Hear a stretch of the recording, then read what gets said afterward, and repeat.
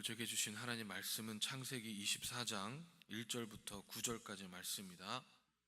구약성경 30페이지에 있습니다. 창세기 24장 1절부터 9절까지 말씀입니다.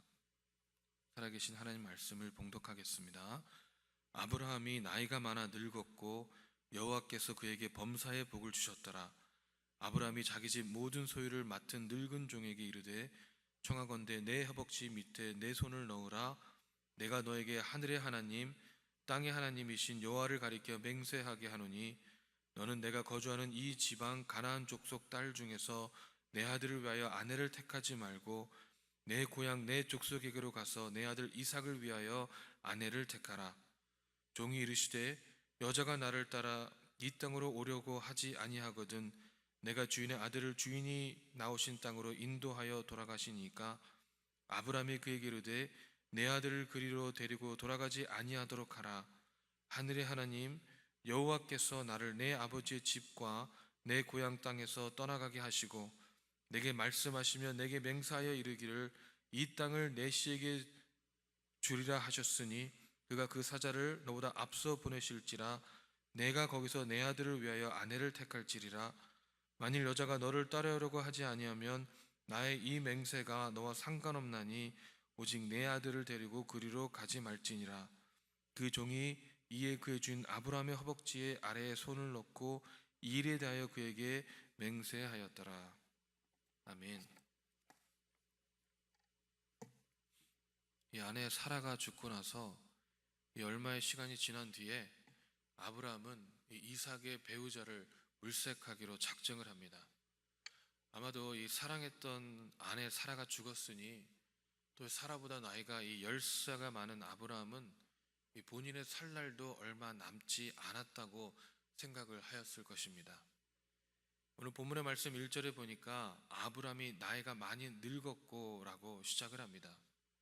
그래서 이제는 아브라함은 본인이 떠날 준비를 시작을 하는데 그 첫 번째로 본인의 아들, 하나님의 약속으로 태어난 아들이자 이 큰 민족을 이룰 이삭의 배우자를 찾는 것이었습니다. 그런데 이 아브라함이 이삭의 배우자를 찾는 것을 보면 이 예사롭지가 않습니다. 아브라함이 이삭의 배우자를 찾기 위해서 이 처음으로 한 것은 바로 본인의 마음과 본인의 생각과 동일하게 행할 수 있는 사람에게 그 일을 위임하는 것이었습니다. 아브라함은 이미 나이가 많아서 이제는 먼 거리를 이동하는 것이 쉽지 않았을 것입니다. 그래서 택한 사람이 아마도 이 54년간 아브라함에게 신실한 집사이었던 이 다미색 출신의 엘리에셀이었을 것입니다. 오늘 본문의 말씀 2절을 보니까 이 종에 대해서 설명하기를 자기 집의 모든 소유를 맡은 늙은 종이라고 말씀하고 있습니다. 저는 이 말씀을 묵상하면서 이 하나님 앞에서의 저의 위치에 대해서 한번 생각을 해보게 되었습니다. 아브라함이 이 사람을 얼마나 신뢰를 했을까? 이 본인의 형제도 아니고 자녀도 아니고 가족도 아닙니다. 엘리에셀은 이방 사람으로서 아브라함의 종이었습니다. 이 그런 사람을 아브라함은 본인의 집의 모든 소유를 맡길 정도로 신뢰를 했다는 것입니다. 이것은 이 보통의 신뢰가 아닙니다. 본인의 집의 모든 소유를 맡겠다는 것은 아브라함이 엘리에셀을 완전히 신뢰를 했다는 것입니다. 이 더군다나 아브라함은 엘리에셀로 하여금 이삭의 배우자를 찾도록 했을 때는 이 이삭이 엘리에셀이 찾아오는 배우자를 거부할 권리가 없게 됩니다. 이처럼 이 아브라함으로 하여금 엘리에셀에게 이삭의 배우자를 찾은 권한을 부여줬다는 것은 이 그만큼 엘리에셀이 얼마나 아브라함의 신실한 종이었는가를 자세히 보여주고 있습니다. 이 생각을 해보았습니다. 과연 하나님께서는 저를 어떠한 종으로 생각하고 계실까? 과연 하나님께서는 나에게 어느 정도까지 맡기실 수 있을까? 하나님께서는 나를 평가하실 때 착하고 충성된 종이라고 하실까? 아니면 악하고 게으른 종이라고 하실까 말이죠. 여러분, 여러분은 어떻게 생각하십니까? 과연 저와 여러분이 주님 앞에 섰을 때에 하나님께서는 우리를 어떻게 평가하실까요? 여러분, 우리가 분명히 알아야 하는 것은 우리의 입을 것과 먹을 것과 마실 것을 위해 열심히 일하는 것 가지고 하나님께서는 착하고 충성된 종이라고 말씀하지 않으십니다. 우리가 이 세상에서 바쁘게 산다고, 우리가 우리의 가족, 우리의 일들을 위해서 우리 열심히 산다고 악하고 게으른 종이 아닌 것입니다.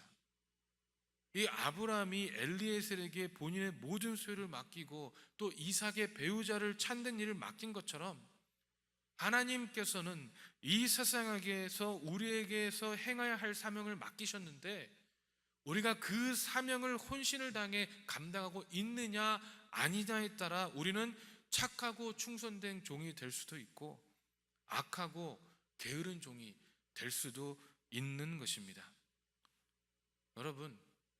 여러분과 저는 하나님께서 저에게 각각의 주신 사명을 혼신을 다해 감당하고 있습니까?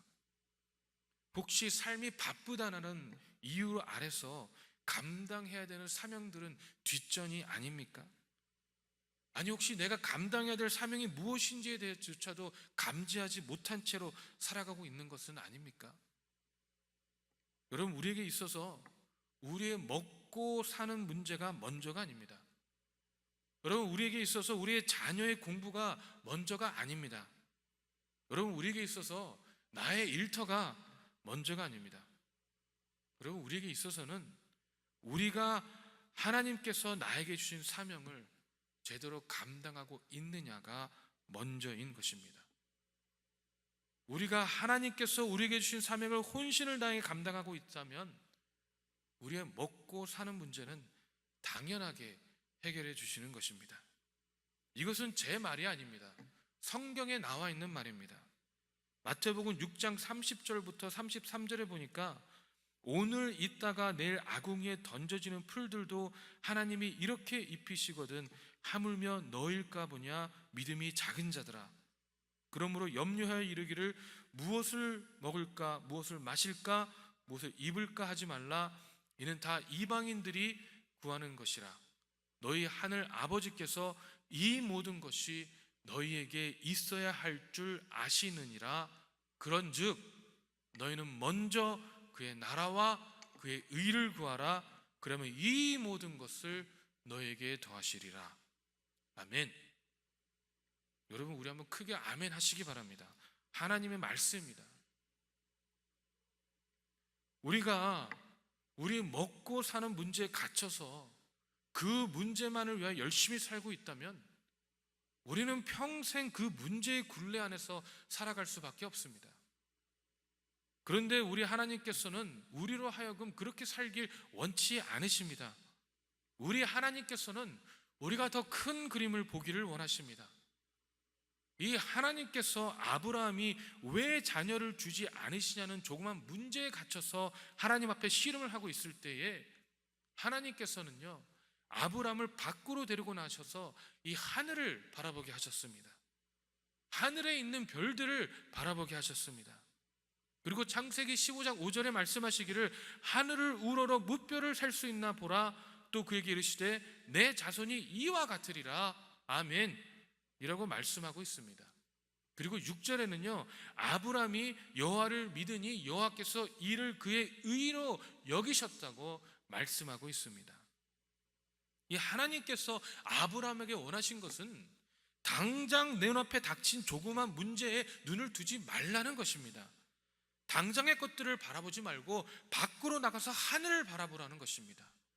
하늘을 바라보며 이 광활한 우주를 만드시고 주장하신 우리 전능하신 하나님을 바라보라는 것입니다. 여러분, 우리는 그 무엇에 눈을 두고 있습니까? 우리는 당장 우리 앞에 눈에 놓여진 것들에만 눈을 두고 있지는 않습니까? 우리는 우리가 먹고 사는 문제에만 눈을 두고 있는 것은 아닙니까? 여러분, 우리 하나님은요 그렇게 능력이 없으신 하나님이 아니십니다.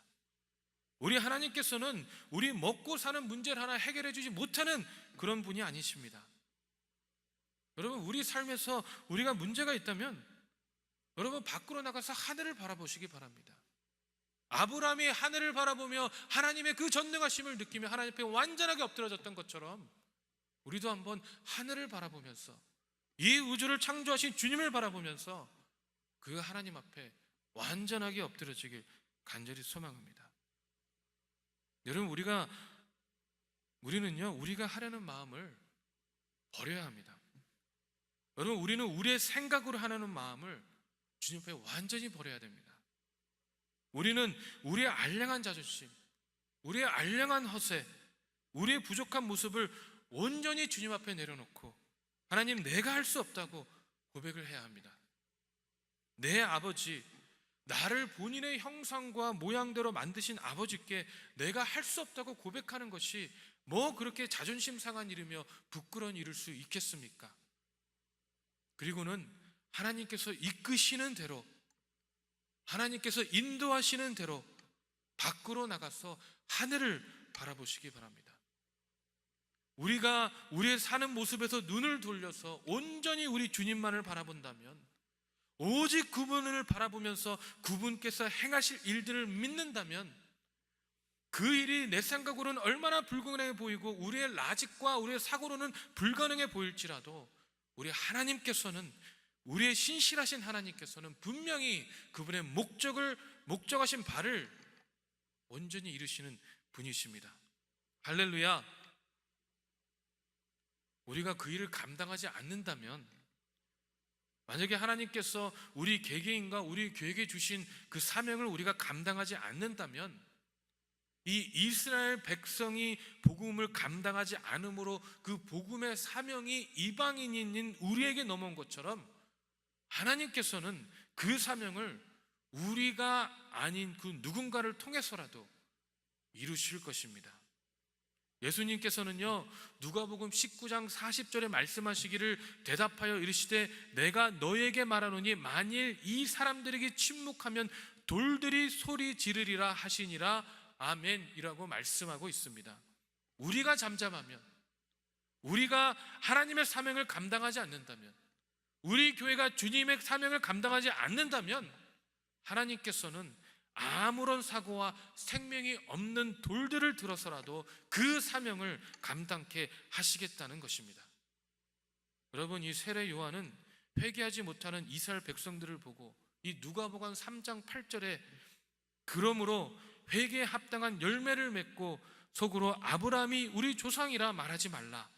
내가 너에게 이르노니 하나님이 능히 이 돌들로도 아브라함의 자손이 되게 하시리라. 아멘. 여러분, 이 아브라함은요, 그 사람에게 주어진 사명들을 감당했습니다. 물론 중간에 흔들리기도 했습니다. 불신앙 때문에 아파하기도 했습니다. 그러나 아브라함은 하나님의 사명을 감당하며 감내해 나갔습니다.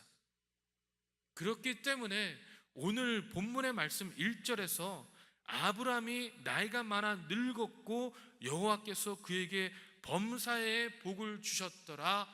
아멘 이라고 성경은 증거하고 있는 것이 아니겠습니까?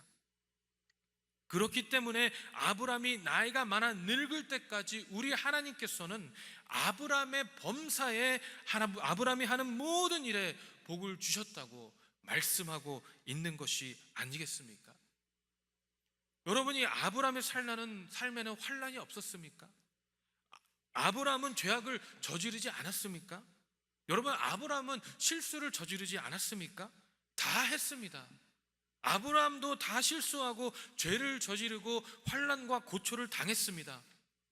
그렇지만 그럼에도 불구하고 하나님께서 아브라함에게 주신 그 사명을 아브라함은 감당했기 때문에 그 삶에서 복을 받은 것이 아니겠습니까? 이 복은 단순하게 물질, 권력, 건강 등을 축복만을 얘기하는 것이 아니라 이 복은 죄인이었던 아브라함을 하나님께서 찾아오셔서 죄와 사망의 법에 알아놓았던 아브라함을 이 생명의 법으로 옮기심으로 의로운 삶을 살게 하시고 믿음의 아버지가 되게 하신 그 축복을 말씀하고 있는 것입니다. 여러분, 우리는 하나님 앞에서 어떠한 사람들이 되길 소망하고 있습니까?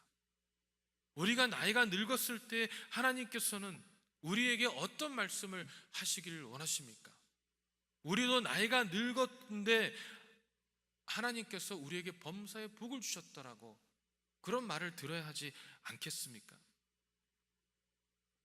여러분, 우리는 염려함으로 그 길을 한 자라도 더할 수 없습니다. 우리가 이제는 우리 앞에 놓여진 것에 우리의 눈을 돌리시길 바랍니다. 우리에게 당장 닥친 문제들로부터 눈을 돌려서 그 어떤 문제와 산이 우리 앞에 있어도 능히 그 산을 옮기실 우리 주님을 바라보시길 소망합니다. 그 모든 고난과 고초 속에서도 이 우리 주님만을 바라봄으로 나이가 많아 늙어서 여호와께서 아브라함에게 범사의 복을 주신 것처럼 우리도 나이가 많아 늙기까지 여호와께 죽도록 충성함으로써 범사의 복을 받는 저와 여러분 되시길 주님의 이름으로 축원합니다. 기도하겠습니다. 사랑의 하나님, 우리는 분명한 하나님의 자녀들입니다. 하나님의 자녀들에게는 하나님께서 감당하길 원하시는 사명이 분명히 있습니다. 이 교회의 직분을 막론하고 하나님께서는 우리에게 주어진 분명한 사명이 있습니다. 또한 우리 교회에게 주어진 분명한 하나님의 사명이 있습니다. 아버지, 우리가 어떠한 상황에서도 그 사명을 감당해 나갈 수 있도록 우리에게 힘과 축복을 허락하여 주시옵소서. 아버지, 부흥은 우리가 그 사명을 감당해 나갈 때에 우리가 하나님 앞에 주어진 그 사명 가운데 주님만을 믿음의 눈으로 바라보고 나아갈 때에 우리에게 분명히 하나님께서 주어질 것을 믿습니다.